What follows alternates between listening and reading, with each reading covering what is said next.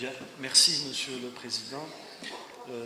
À mon tour également de remercier du fond du cœur Omar Belhouchet pour la confiance et toute l'équipe d'Al-Watan pour avoir déployé tous les moyens pour la réussite de ce colloque à votre service et de m'avoir donné l'opportunité, vous allez comprendre pourquoi celle-ci ne se répéterait probablement pas, d'exposer mon travail que je mène depuis un certain nombre d'années sur la corruption politique en Algérie. Alors, travailler comme je le fais sur la corruption politique en Algérie n'est pas la manière la plus intelligente de se faire des amis. C'est même la manière la plus sûre de se faire des ennemis. Alors pourquoi diable aller exposer pour la première fois mes conclusions devant un public algérien à l'occasion du cinquantenaire de l'indépendance? C'est pas parce que j'adopte la posture d'un imam qui est révulsé par la corruption morale des croyants, pas davantage celle d'un militant qui brave les interdits et qui dénonce la corruption au quotidien et qui dénonce les corrompus. Je respecte ces deux postures, je respecte ces deux démarches et elles sont nécessaires dans une cité. Mais ce n'est pas la démarche que j'ai choisie. J'ai choisi d'être un sociologue du politique parce que je crois que la science sociale se doit d'opérer le dévoilement des logiques de domination. Et les logiques de domination coloniale, comme les logiques de domination post-coloniale. C'est dans ce cadre-là que je me situe, par fidélité donc à l'indépendance. Ce sujet, bon, c'est un casse-pipe, mais c'est pas ça le problème. Il faut savoir le contourner. D'un point de vue épistémologique, j'entends. Il est difficile parce qu'il y a énormément de confusion autour de ce sujet qui nous concerne tous, mais vraiment tous, et qui conditionne le destin de notre nation, de notre pays, et qui concerne également les étrangers parce que la corruption n'est pas un phénomène isolé, elle est internationale. Parce que l'évasion, les capitaux qui fuient l'Algérie, c'est au détriment des Algériens et qui vont faire le bonheur des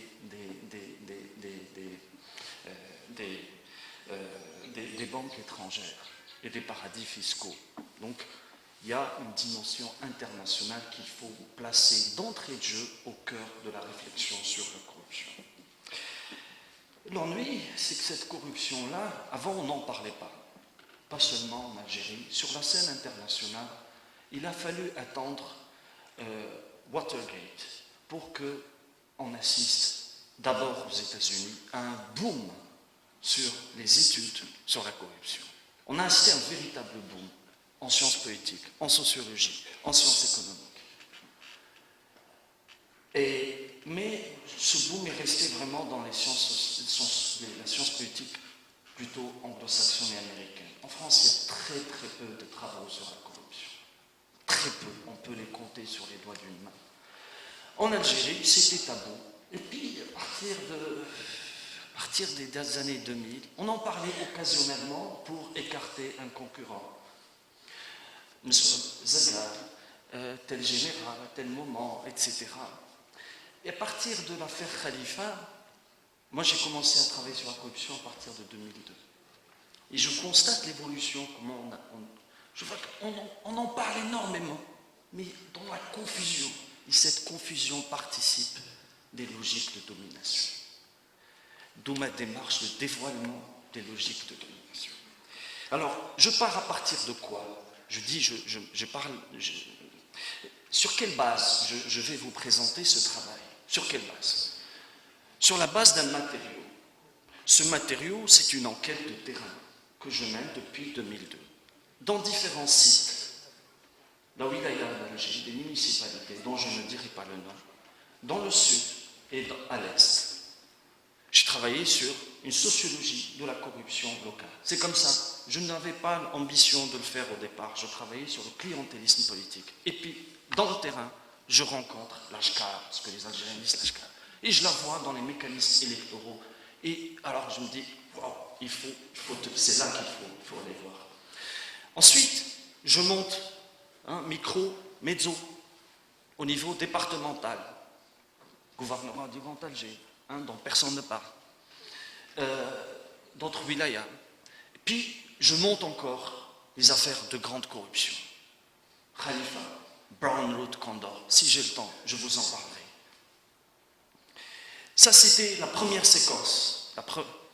Ces 2 dernières années, je travaille dans une perspective comparée. D'ailleurs, ce que je vais vous exposer est une partie d'un texte qui s'intitule « Institutions autoritaires et corruption politique, l'Algérie et le Maroc en perspective comparée » et qui paraît en juillet de l'année 2012 de la Revue internationale de politique comparée. C'est vous dire que j'ai construit ma réflexion sur la corruption politique dans une perspective comparée, sur l'Égypte, sur le Maroc et de plus en plus maintenant sur des pays non arabes. Bien. Alors, ma démarche, j'ai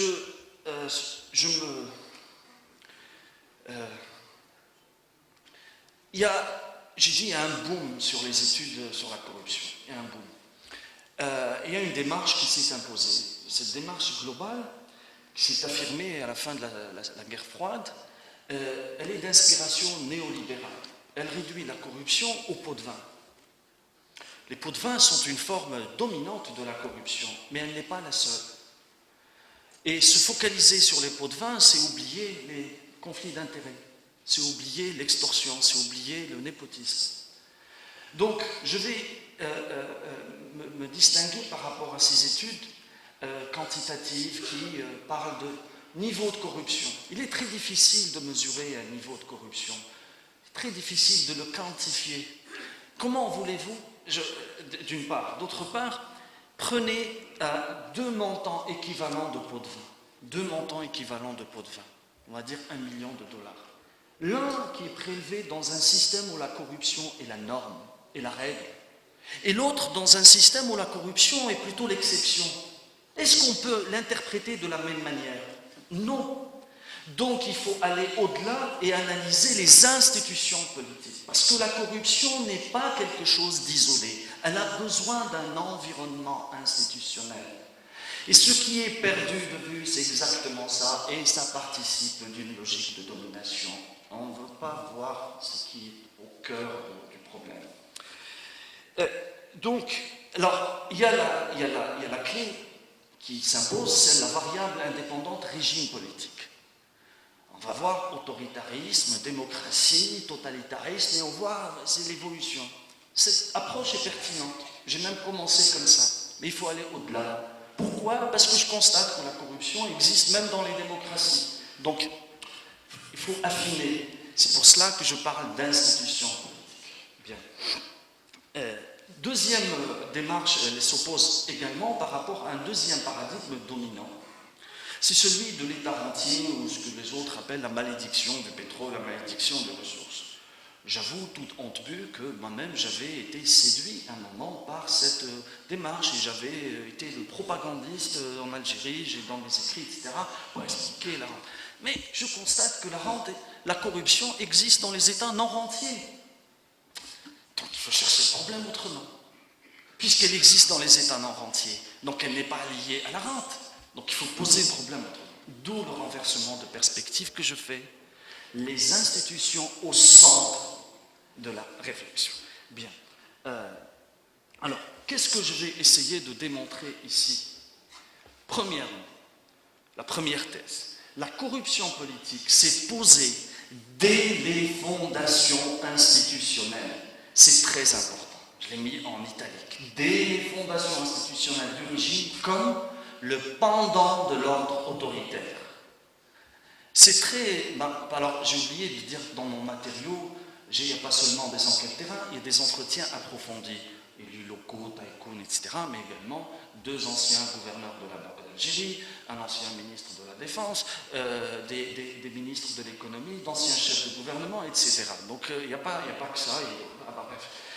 Et alors, ce qui est intéressant, quand je parle avec... Alors, je dis, la corruption elle a commencé en 99, c'est au moment où il est sorti du pouvoir. L'autre, elle a commencé en 2004, c'était le moment où il est sorti du pouvoir. L'autre, elle a commencé en 80, c'était le moment où les boumedinistes ont été là. Donc, il faut essayer de voir le processus. Bien. Première thèse, donc c'est ça. La deuxième thèse, les arrangements institutionnels sous-jacents à l'autoritarisme et à la corruption structurent l'organisation de l'État et de l'économie politique par-delà les métamorphoses formelles et discursives du régime, du système politique. Mon ami Majid Benchir a bien insisté sur on était à un moment au socialisme, après on est passé au libéralisme, mais les règles du jeu, elles sont informelles, elles ne sont pas. La vraie constitution, elle n'est pas écrite. Donc ça ne sert à rien d'aller lire c'est bien d'aller lire la Constitution, mais ce n'est pas là que vous allez trouver comment ça fonctionne. Or, la Constitution, par définition, c'est ce qu'est la mise en écriture des règles du pouvoir, des règles du jeu. C'est ça, par définition, une Constitution. Bien. Donc ça, c'est les arrangements institutionnels sous-jacents à l'autoritarisme et à la corruption structurent l'organisation de l'État et de l'organisation de l'économie par-delà les métaphores formelles, parti unique, multipartiste, et discursives, socialiste, libéralisme, etc. Je vais essayer d'aller vite. Alors, j'ai dit quelle était ma démarche, ce que je veux montrer. Maintenant, comment ça va être articulé? Très rapidement, puisque c'est un colloque scientifique, donc je vais expliciter ma démarche théorique. Dans quel sillage je m'inscris théoriquement? Ensuite, je vais exposer le puzzle, la problématique. C'est la corruption comme problème politique. Deuxièmement, je vais essayer de mettre en place, dévoiler cet environnement, institution autoritaire, corruption politique. Et enfin, je vais rapidement passer en revue les syndromes de la corruption depuis le début, la mise en place du régime jusqu'à aujourd'hui, et la conclusion, et là où peut-être ça aura j'espère que ce ne sera pas sans intérêt, les conséquences à long terme de la corruption qui ne sont absolument pas prises en considération. Alors, je me situe dans le sillage d'un courant théorique qui s'appelle l'institutionnalisme historique. C'est quoi l'institutionnalisme historique? L'institutionnalisme historique est né d'une insatisfaction. Il y a deux grandes, les state-centered analysis et les society-centered analysis. Les analyses centrées sur l'État occultent les mouvements sociaux, ne les prennent pas en considération. Et les analyses centrées sur la société, ils s'intéressent sur la société, ils oublient le mode de gouvernement, ils oublient le système politique, ils ne prennent pas en compte l'État, les mécanismes, etc. C'est de là qu'est née cette perspective de construire un pont théorique entre les deux, pour montrer comment les arrangements institutionnels structurent les rapports entre État et gouvernement, très rapidement dit. Alors, les institutions, ce n'est pas la définition des juristes formels, les organisations. Non, c'est pas du tout ça. C'est pour ça que c'est du néo-institutionnalisme. Les institutions, pour reprendre une définition d'un grand théoricien, c'est les procédures, les protocoles, les normes, les conventions officielles et officieuses. Officieuses, c'est très important.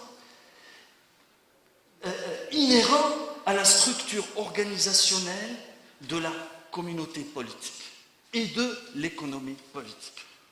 Alors, les questions qui guident ma réflexion, c'est comment les institutions confèrent à certains groupes et intérêts un accès disproportionné au processus de prise de décision. Comment les politiques adoptées dans le passé conditionnent les politiques ultérieures. Et comment les institutions produisent-elles des chemins, des trajets périls.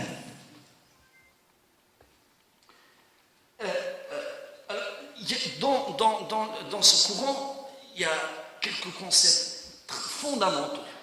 et qui vont guider mon analyse et ma démarche. L'un d'eux, c'est les conjonctures critiques, critical junctures. Alors, je reprends une définition d'un des principaux théoriciens de ce courant, Paul Pearson, qui dit, je traduis, les situations sont critiques parce qu'elles installent les arrangements institutionnels sur des chemins, sur des sentiers, lesquels sont par suite très difficiles de changer. Il y a des choix, des prises de décision institutionnelles qui sont opérées dans des conjonctures critiques. Elles installent le pays sur des trajectoires. Et après, il est très difficile d'écarter cette trajectoire. C'est typiquement la crise de l'été 62, c'est typiquement la séquence qui a été totalement perdue de vue par les politistes à l'époque, la séquence 89-91. Alors, les conjonctures critiques sont des situations courtes, limitées dans le temps. Elles sont définies par une indétermination structurelle, c'est-à-dire les pesanteurs structurelles, idéologiques, économiques, sociales, se relâchent au profit des décisions d'acteurs. Hier, notre collègue Amar a dit, c'est une séquence où il y a énormément de... C'est ça. C'est le jeu des acteurs, c'est un foisonnement électrique. Donc les approches pour appréhender ces moments ne sont pas les mêmes que celles qu'on utilise pour appréhender des moments de stabilité, de reproduction institutionnelle. Bien. Donc les choix, donc j'ai dit une indétermination structurelle, ça a deux conséquences. La première, l'éventail des choix plausibles ouverts aux acteurs politiques dominants s'élargit considérablement. C'est typiquement 89-91. Et deuxièmement, la conjoncture devient de prime importance. Les choix opérés durant ces moments-là, par exemple le choix d'un putsch militaire, elles referment des options alternatives. Par exemple, parlementarisme, 62-65 ou janvier 92. Non seulement elles écartent des options alternatives, mais elles mettent en place des institutions qui génèrent, c'est très important ça, qui génèrent des processus d'auto-renforcement de la dépendance au chemin, de la dépendance au sentier. Ça y est, le système se remet à se stabiliser, à se reproduire. Bien. Alors, très rapidement, c'est quoi mes concepts rapidement, l'autoritarisme. Merci, Yann. Autoritarisme. Je reprends la définition. Alors, il y a eu un foisonnement. Les politistes, comme les sociologues, comme les historiens, aiment bien inventer des concepts. À partir de 89, il y a chacun la concurrence dans les concepts semi-authoritarianism, liberalism, hypocrisy. Non, il faut revenir. Ça fragmente le savoir. C'est contraire à la logique scientifique qui est celle de l'accumulation. Soit on invente quelque chose de sérieux, soit c'est arrêté. Linz a défini en premier l'autoritarisme. C'est typique ce qui se passe chez nous. Système politique au pluralisme limité. Pluralisme limité. Ça veut dire qu'il peut y avoir un multipartisme, il est limité. Politiquement non responsable, non-accountable. Ils ne rendent pas compte. Il n'y a pas de reddition des comptes. De 62 à nos jours, personne ne rend compte. Sans idéologie directrice élaborée, il n'y a pas, c'est lâche. Socialisme, c'est rien. C'était lâche. C'est vraiment lâche. Encore moins aujourd'hui, il n'y a même pas une prétention à élaborer un discours. Voilà. Dans lesquels un leader ou parfois un petit groupe exerce un pouvoir dont les limites formelles sont mal définies, bien qu'elles soient en. Mais il y a plusieurs autoritarismes, donc il faut affiner. Il y a plusieurs sous-types d'autoritarisme. Le nôtre, je le définis comme un régime prétorien. Ce n'est pas un luxe conceptuel, c'est de la comparer, c'est de la politique comparée. Qu'est-ce qu'un régime prétorien? Un régime prétorien, selon selon Stepan, c'est un régime dans lequel l'armée domine le politique et l'économie. C'est exactement depuis 62 à nos jours. Bien. Alors, qu'est-ce que la corruption? Corruption, c'est pas bon, c'est aussi un anathème, mais ici, c'est conceptuel. Bon, alors, je cite là un des grands maîtres de l'étude de la corruption, Michael Johnston, dans un des derniers ouvrages, Syndromes of Corruption. Il définit comme abus de position ou de ressources publiques en vue d'obtenir un gain privé. Mais vous allez voir, je vais essayer d'aller au-delà, en m'inscrivant d'ailleurs dans son sillage. J'en suis. Oui, alors. Bien. Alors, quand il m'arrive de discuter comme ça avec les amis, on dit, mais, ou alors dans la confusion, les experts, etc. Mais la corruption, elle existe partout, circuler, il n'y a rien à voir. Oui, bien sûr, la corruption existe partout, mais ces syndromes ne sont pas les mêmes. La corruption qui s'exerce de façon marginale, de façon institutionnelle, ce n'est pas la même chose. Une corruption systémique, généralisée, ce n'est pas la même chose qu'une corruption marginale, sectorielle. Ce n'est pas la même chose. Ce ne sont pas les mêmes syndromes. Donc il faut affiner et aller vers les syndromes. Bien. Alors j'appréhende, puisque mon problème c'est une corruption systémique, j'analyse ici la corruption systémique, je l'appréhende comme un problème enchâssé, embedded, enchâssé dans les processus politiques et économiques. Cette façon-là permet de poser les questions fondamentales des rapports entre pouvoir et richesse, public et privé. Et quelles sont ces questions fondamentales? Quelles sont les opportunités politiques et économiques disponibles dans une communauté, dans une polité? Comment s'opère l'appropriation de la richesse? Comment s'opère le transfert entre pouvoir et richesse? Qui met en place ces opportunités? Qui y accède et qui n'y accède pas? Ce sont ça, ces questions.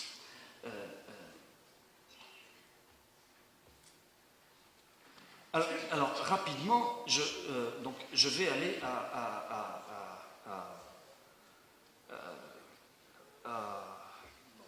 oui.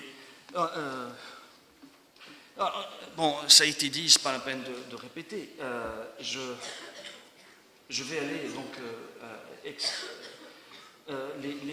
depuis les émeutes d'octobre 88, qui ont signifié l'effondrement de la légitimité historique, tout a changé en Algérie. Parti unique, multipartiste, économie socialiste, économie de marché, tout a changé, sauf l'essentiel, les règles du jeu politique. C'est ça la force de ce régime. Elle est là. C'est qu'il a su reproduire les règles du jeu politique sous des formes institutionnelles changeantes. Alors, comme je vais essayer de résumer ces règles du jeu. Concentration et exercice non imputable du pouvoir. Concentration et exercice non imputable. Il n'y a pas de reddition des comptes. Prime. Deuxièmement, institutionnalisation des monopoles et ou des oligopoles. Troisièmement, affaiblissement institutionnel de l'État. D'entrée de jeu, ce régime a misé sur l'affaiblissement des institutions de l'État et de la société civile. Comme ressource de force, de résilience du régime. On a un régime fort et un État faible. Et troisièmement, la dirty tricks politics, la politique des sales coups. C'est un répertoire qui comprend l'intimidation, le harcèlement, l'homicide politique, les complots. La vie politique algérienne est riche de dirty tricks politics. Il y a un organe qui a le monopole de ce répertoire, la police politique. Tout a changé en Algérie dans le 89. Et les apparences, on a changé le parti unique. Mais a-t-on dissous la police politique? Non. On a changé de nom, mais on a maintenu Alors quand on parle d'affaiblissement des institutions, il faut mettre ça au centre, parce que c'est dans son travail l'affaiblissement, l'infiltration, les complots, les homicides, etc. etc. Alors, ma thèse, c'est qu'il y a le régime est structuré selon deux logiques structurantes qui ont des affinités électives entre elles. Autoritarisme prétorien, corruption politique. Tandis que l'autoritarisme prétorien implique la concentration par les prétoriens du pouvoir, l'affaiblissement des institutions, les monopoles, la dirty tricks politics offrent à la corruption son environnement naturel.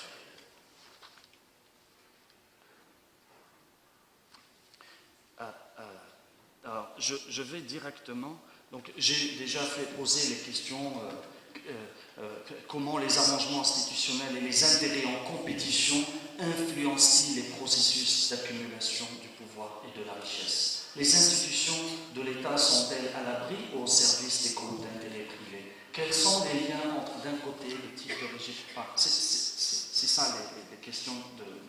Alors, on va directement aux affinités. Vous avez là, ces deux logiques sont structurelles, mais en plus, elles ont des affinités électives entre elles.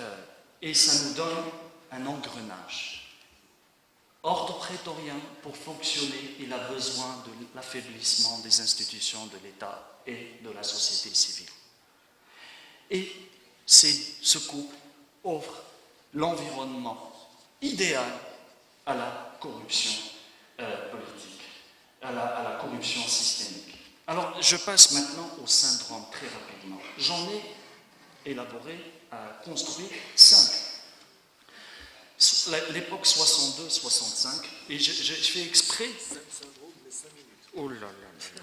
J'ai fait exprès, vous voyez, c'est ouvert là la parenthèse.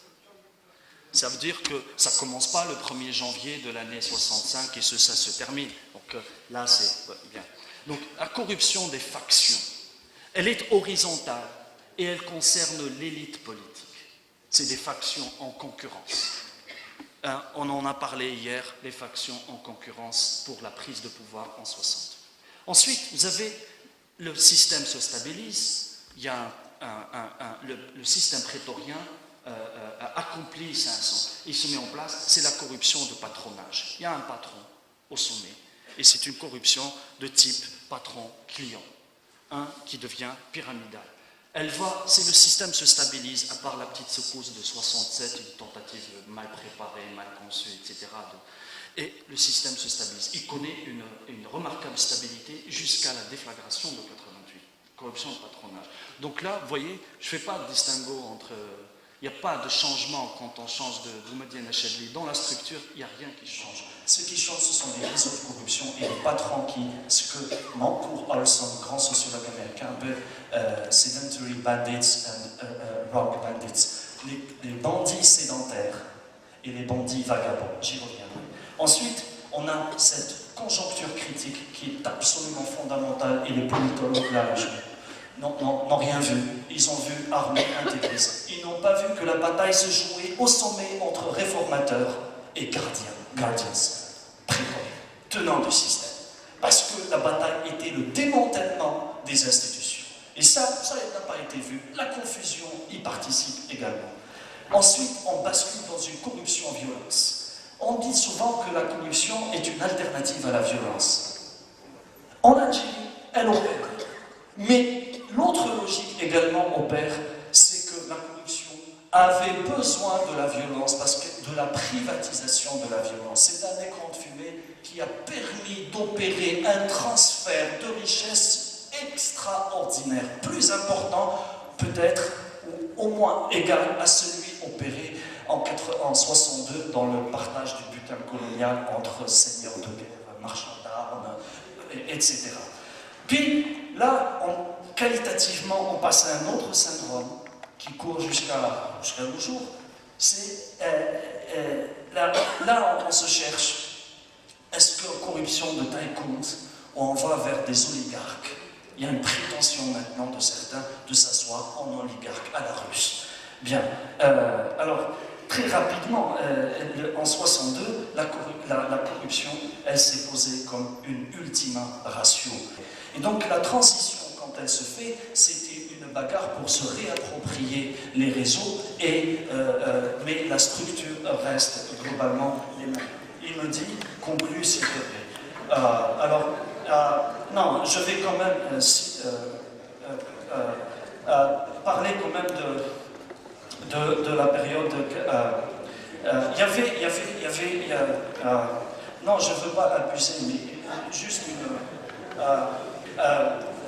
Bon, alors je ne veux pas abuser de ma position. Je m'incline. C'est dommage. Vraiment dommage, parce que je voulais parler de la loi sur la monnaie et le crédit, dont on ne parle jamais. Alors, très rapidement, oui, je ne veux pas abuser, il n'y a pas de raison pour venir aujourd'hui. Très rapidement, vraiment, s'il vous plaît, très rapidement. Il y a eu mise en place il y a un harcèlement institutionnel qui s'est opéré. Il y a eu un contrat de dupe. Personne, avant le couple Hamrouche-Hennoussi, n'a eu les leviers du gouvernement. Personne. Et personne ne les a plus jamais repris après. Ce personne-là, après, c'est ça les critical junctures. C'est l'échec de la transition. Plus jamais on ne redonnera les leviers du pouvoir à un civil. Plus jamais on donnera la réalité du pouvoir économique. Ils ont obtenu l'économie, ils ont obtenu l'intérieur. C'est beaucoup trop et ils ne le referont jamais. C'est pour ça que certains sont blacklistés. Bien. Il y a eu quand même dirty tricks politics. Vite. Qu'est-ce qui se passe après 92? Il se passe un démantèlement institutionnel. J'en parle dans mon texte dans Esprit et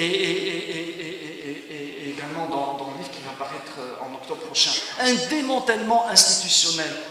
Commencé 6 mois après le putsch de 92, le gouverneur de la Banque d'Algérie, nommé par... Il a un mandat de 6 ans. J'ai lu le texte, mandat de 6 ans qui ne peut être révocable qu'en cas d'incapacité physique dûment attestée. Je cite le texte in extenso. Il est renvoyé. Et seul capable de le renvoyer en cas de c'est le président de la République. Donc on a la violation de la loi sur la monnaie et le crédit, mais également violation de la Constitution. Mais d'après 92, c'était la violation de la Constitution comme mode de gouvernement. La loi 96 qui dépossède.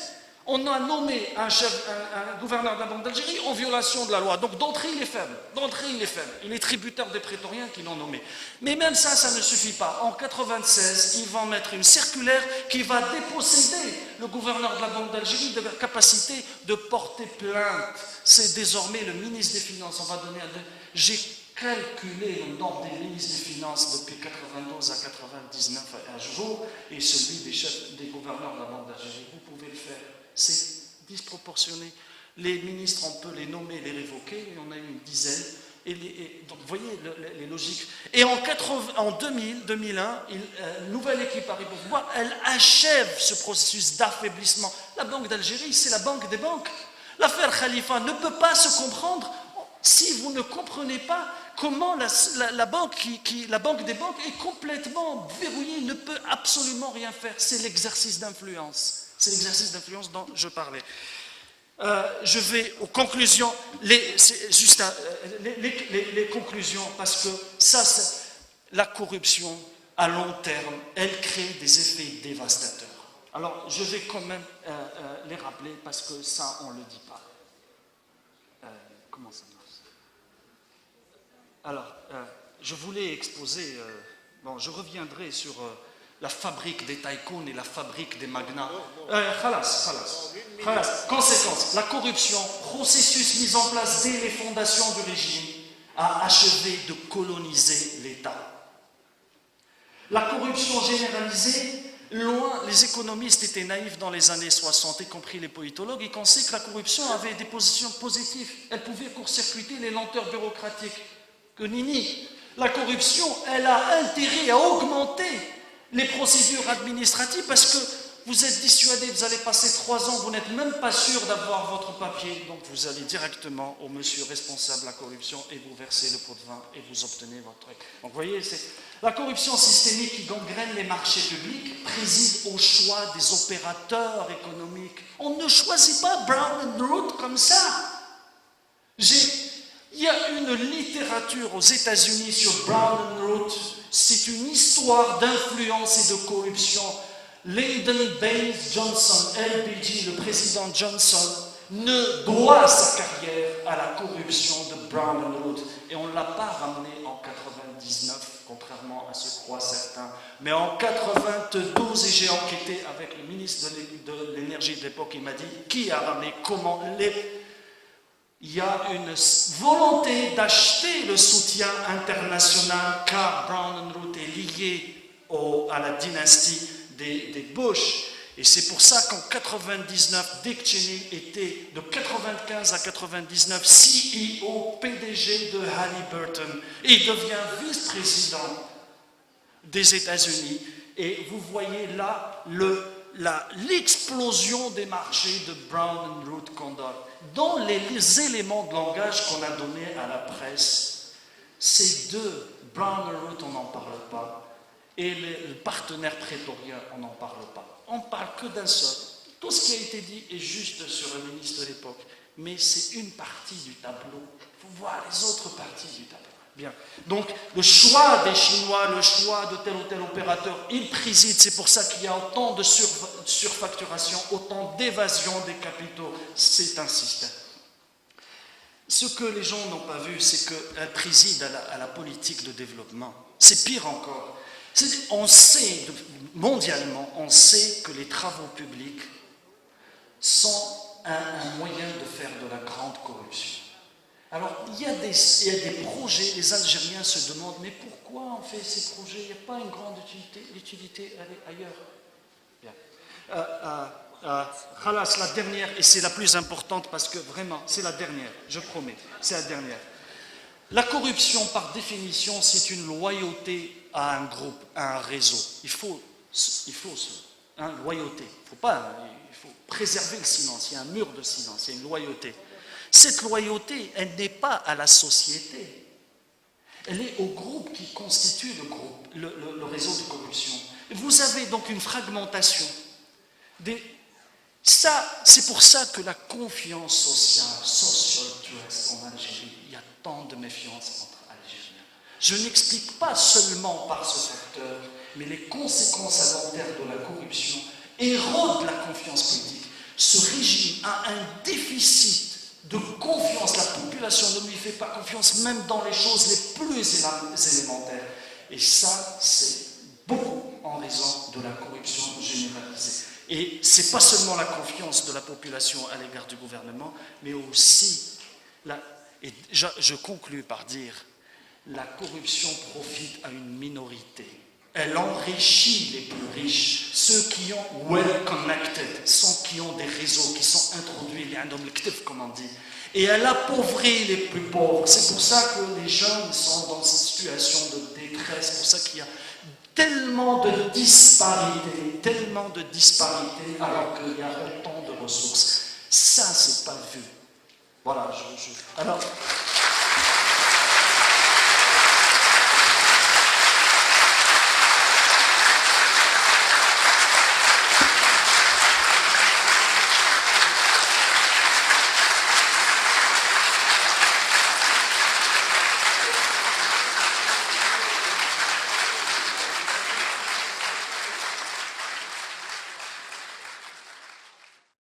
Merci infiniment. J'ai reçu une quinzaine de questions. J'en suis très honoré. J'ai voulu exposer pour avoir justement la réaction du public algérien. Alors, je vais essayer en revanche de répondre de façon transversale. Soufflez le mot. Alors, il y a une série de questions sur, en gros, les explications culturelles. C'est ancré chez nous. Voilà, on est culturellement pour la corruption.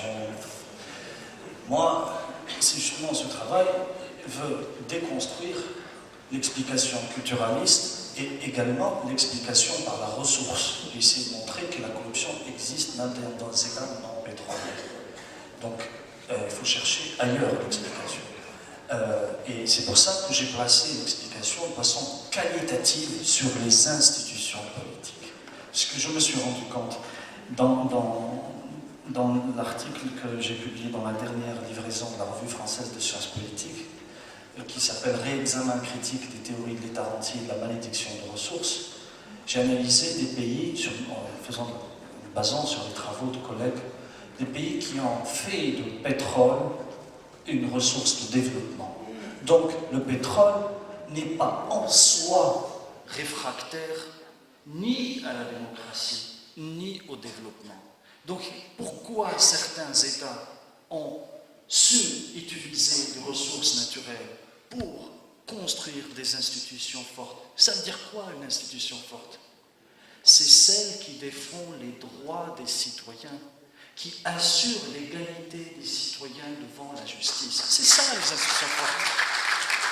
Celles qui sont capables d'aller faire la collecte des impôts et non pas dire bon, lui, on ne touche pas, il a les faveurs fiscales d'en haut.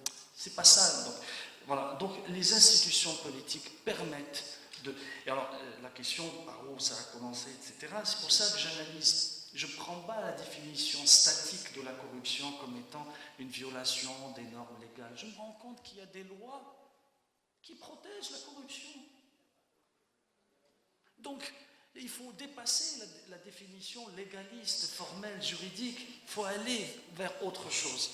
Et le processus, c'est de montrer si on en est arrivé là, et si c'est tellement difficile de dérailler ce chemin, etc., c'est que la mise en place du système d'entrée, on a fait de la corruption comme un instrument de régulation des conflits.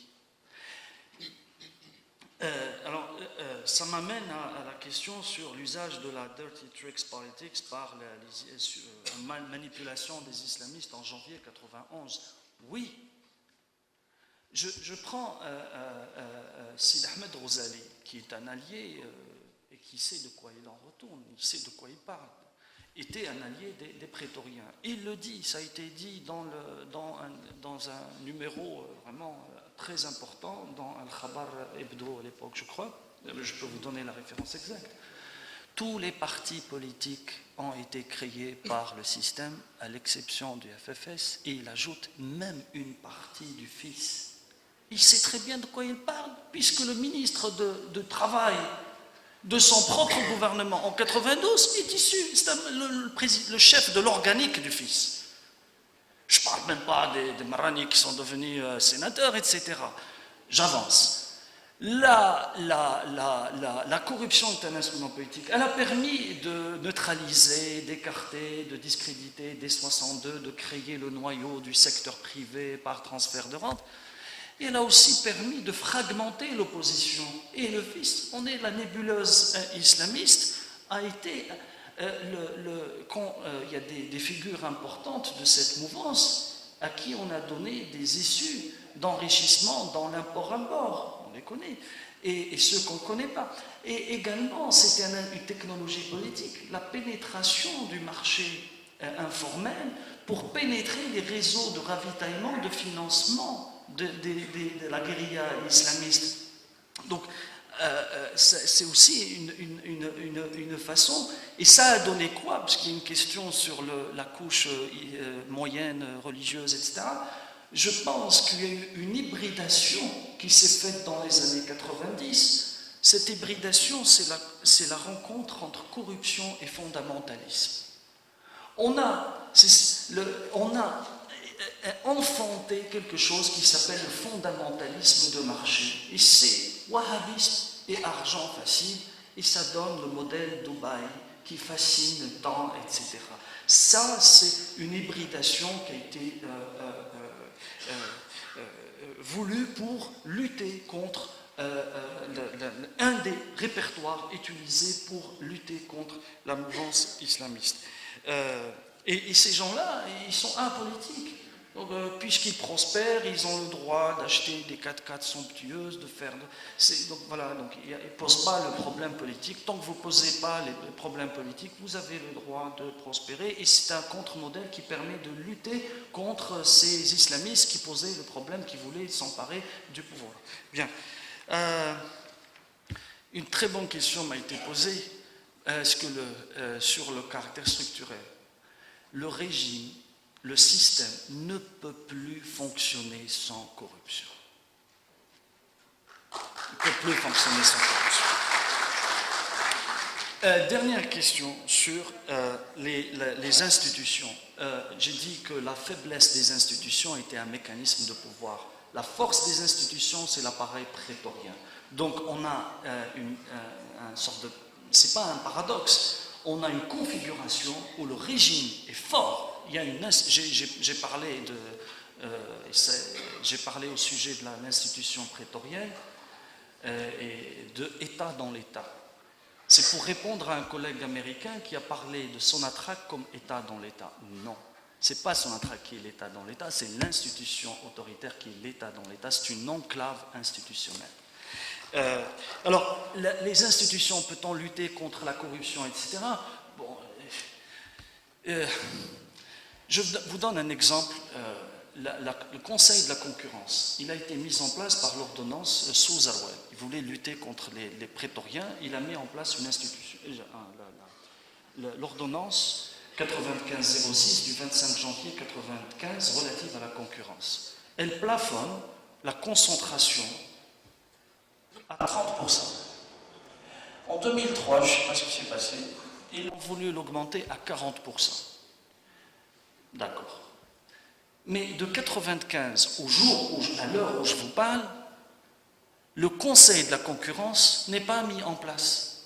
Il existe sur le journal officiel, il existe, mais il n'existe pas sur le terrain, il n'a pas été mis en place. Donc, vous voyez la faiblesse des institutions. L'exemple type, c'est qu'en janvier 2011, il y a eu ces émeutes, etc., et lutte entre groupes du centre, on a pointé du doigt un magnat qui contrôle le sucre et l'huile, et on dit, ben, c'est vous là, parce que c'est vous qui avez renchéri les prix. Et lui, il se défend. Alors, on sait tous qu'il concentre 65% à 70% en huile et en sucre. Donc, vous voyez déjà, il n'a pas le monopole, conceptuellement parlant, mais c'est un oligopole, conceptuellement parlant. C'est pour ça que je parle du monopole. Et il est en violation de la loi. Mais il n'y a pas d'institution. Vous voyez les villes. Mieux. Le modèle qu'il donne, c'est très important. Le modèle qu'il donne, je cite ce qu'il dit dans un journal électronique. Quand on a posé la question, on l'a pointé du doigt. Il répond, mais quelqu'un a dit que l'ONA avait le monopole. Je cite textuellement. L'ONA, vous savez, c'est l'ominium nord-africain, c'est l'oligopole du palais. Elle contrôle tout. Le Marzen, c'est le palais, c'est le sucre, l'huile, le tourisme, l'agriculture, c'est l'ONA. Tous ceux qui travaillent sur la corruption au Maroc, c'est l'ONA SNI. C'est très bien de savoir que nos oligarques se donnent pour exemple l'ONA. Et l'autre exemple qu'ils donnent de temps en temps pour dire il faut des champions, etc., c'est les chaebols, les Sud-Coréens. C'est un modèle archétypique d'hybridation on les appelle les chaebols. Donc c'est très intéressant. Et je termine par là. Il y a des agendas, il y a des éléments de langage dans la presse, etc., des experts, etc. Ils ont monté un think tank, il me fait penser, Jamal Moubarak, il a créé un think tank très connu. Je vous renvoie à l'article de Washington Post, 21 octobre 2011. Vous allez, Corruption in Egypt has an American root. 10 millions de dollars US aid a donné au think tank de Gamal Moubarak. Gamal Moubarak, avec cet argent, il a produit des lois sur la privatisation, sur le transfert de rente, et ils ont comme ça produit les Ahmad Aiz, le magnat de l'acier, le Bahgat, Dream TV. Et nous, on est un peu en retard, on veut faire ça. Les agendas mis en place, cache les intérêts des groupes dominants. Je me souviens quand je critiquais Khalifa en son temps, je me faisais lyncher, y compris dans mon milieu familial. Mais je me traite de Khalifa. C'est donc, voilà, il y a les agendas qui mettent en place les intérêts des groupes dominants sous couvert de réforme. Merci.